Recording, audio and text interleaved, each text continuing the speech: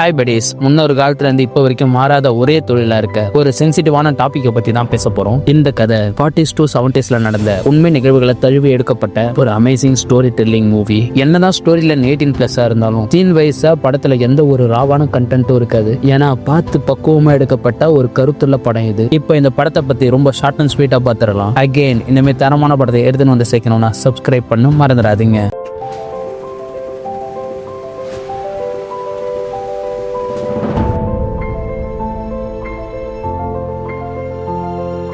இங்க area low பண்ற பையன் அவகிட்ட நான் உன்னை பட்டணத்துக்கு கூட்டின்னு போய் பெரிய நடிகை ஆக்குறேன், செலவுக்கு மட்டும் வீட்டுல இருந்து கொஞ்சம் நகையும் காசு எடுத்துட்டு வா அப்படின்னு சொல்றான். அடுத்த நாளே அவன் ஹீரோனிய பஸ்ல கூட்டிட்டு போய் அவகிட்ட இருந்து நகையுமே வாங்கிட்டு அங்க காமத்திபுரம் அப்படின்ற ஒரு ஏரியால பாஸ்டேஷன் பண்ற இடத்துல 1000 ரூபாய்க்கு வித்துட்டு போயிடுறான். அவளுமே தன்னோட காதலனுக்காக வெயிட் பண்ணிட்டே இருக்க அந்த திரும்ப வருவான்னு சொல்லிட்டு என்னடா ரொம்ப நேரம் ஆச்சு அவன் ஒன்னும் வரலையேன்னு சொல்லிட்டு அங்கிருந்து கிளம்பலாமேன்னு பாக்குறா. அப்போ அவளை பணம் கொடுத்து வாங்கியிருக்க அந்த ஒரு பொம்பளை நம்ம ஹீரோனிய வெளியே விடாம ரூம்ல வச்சு பூட்டிடுறா. அப்படியே ஒரு 3 நாள் கழிச்சு கதவை திறந்து திரும்ப வந்து நீ இங்கதான் இருக்கணும், நான் சொல்றபடி கேட்கணும், அப்படி இல்லாம ஏதாவது பண்ணணும் முயற்சி பண்ணனா நான் உன்னை கொலை பண்ணிடுறேன்னு சொல்லிட்டு மிரட்டுறா.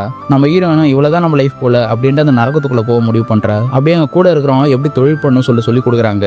செய்கையெல்லாம் நடந்ததுக்கு அப்புறம் அந்த குண்டு பொம்பளை வந்து நம்ம ஹீரோயினி கிட்ட இந்த அவன் வேலைக்கான கூலி அப்படின்னு சொல்லி காசை கொடுக்கும்போது அவ அந்த காசை வாங்கி எரிச்சிடுறா.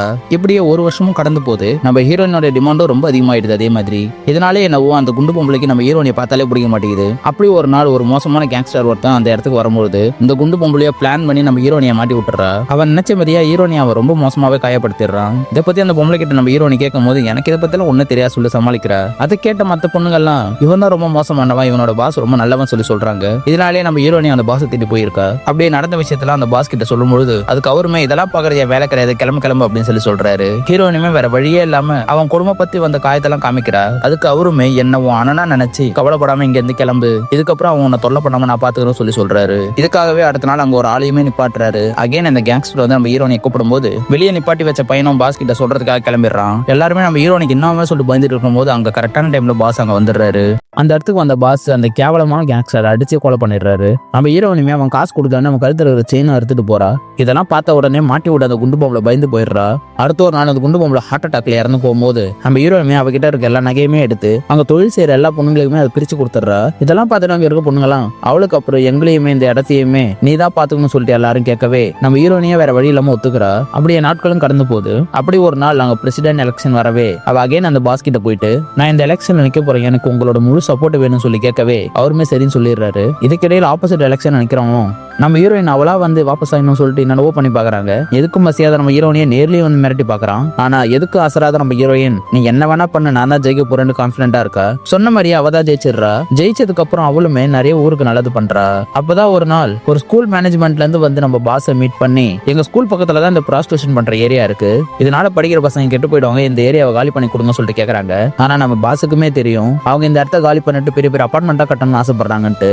அதனாலேயே பாஸுமே அவங்களை விரட்டி விட்டுறாரு. அப்படியே நம்ம ஹீரோனி கிட்ட உன்னோட இடத்த புரியுது, எல்லாரும் பயங்கரமா முயற்சி பண்றாங்க, பார்த்து இருந்துக்கும் சொல்றாரு. அடுத்த நாளே நம்ம ஹீரோனி கம்ப்ளைண்ட் பண்ண அந்த ஸ்கூலுக்கே போய் அங்க ஒரு 5 பிள்ளைங்களை சேர்த்து விட்டு இந்த பிள்ளைங்களும் நல்லா படிக்கும் சார் சொல்லிட்டு விட்டுட்டு வரா. அங்க அவ பேசின இந்த விஷயம் எல்லாமே பிடிச்சி போய் ஒரு பத்திரிக்கையால நம்ம ஹீரோனி இன்டர்வியூ எடுக்க வராரு. அப்போ ஸ்கூல்ல சேர்த்து விட்ட எல்லா பிள்ளைங்களையுமே அங்க ஸ்கூல்ல இருக்கிறவங்க ஒதுக்கி வைக்கிறாங்க சொல்லவே அதே ஒரு ஹெட்லைனா போட்டு மேகசின் ஒன்று ரிலீஸ் பண்றாரு.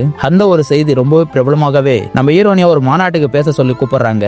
அங்க அவ போய் ப்ராஸ்டியூஷன் பண்றவங்களுக்கு வர கஷ்டத்தையும் அதனால அவங்களுக்கு வர அவமானத்தையும் பத்தி பேசுறா. அங்க அவ ஆவேசமா பேசினத எதிர்கட்சிக்காரங்க கேட்டுட்டு அவங்க போற பிரச்சாரத்துக்கு வர சொல்லி கேக்குறாங்க. அதுக்கு அவளுமே எங்க இடத்துக்கு நீங்க ஆக்கிரமிக்க வரக்கூடாது சொல்லிட்டு கேக்குறா. அவருமே என்னால இது முடியாதுமா, பிஎம் நினைச்சா மட்டும் தான் நடக்கும் சொல்றாரு. அவளுமே அவரை பக்கத்தையே எனக்கு அப்பாயின்மெண்ட் வாங்கி கொடுக்க சொல்லிட்டு கேக்குறா. அவருமே சரின்னு சொல்லிட்டு போயிடுறாரு. அவர் சொன்ன மாதிரி அடுத்த நாள் அப்பாயின்மெண்ட் வாங்கி கொடுத்துறாரு. நம்ம ஹீரோனுமே அடுத்த நாள் பிரைம் மினிஸ்டரா இருக்க நேருவை மீட் பண்ணி எங்களோட இடத்தை யாரும் ஆக்கிரமிக்க கூடாது, எங்களோட பிள்ளைங்களும் நல்லா படிச்சு நல்ல பெரிய இடத்துக்கு போகணும், எங்க ப்ராஸ்டியூஷன் தொழிலுமே லீகல் ஆக்குங்க சொல்லிட்டு அவங்க கோரிக்கை வைக்கிறாங்க. அதுக்கு அவருமே உங்க இடத்த யாருமே ஆக்கிரமிக்காம நான் பாத்துக்கிறேன், லீகல் ஆக்கிறத பத்தி கமிட்டில நான் பேசுறேன் அப்படின்னு வாக்குறுதி கொடுத்து அங்க இருந்து அனுப்பிடுறாரு. இந்த ஒரு விஷயம் ஊர்ல இருக்க எல்லாருக்கும் தெரிய ஆரம்பிச்சு நம்ம ஹீரோனி எல்லாம் மதிப்போட பாக்குறாங்க. இப்பயும் காமத்திபுரான்ற ஏரியால அவங்க இறந்தாலும் மக்கள் மனசுல ஒன்னும் வாழ்ந்துட்டு தான் இருக்காங்க.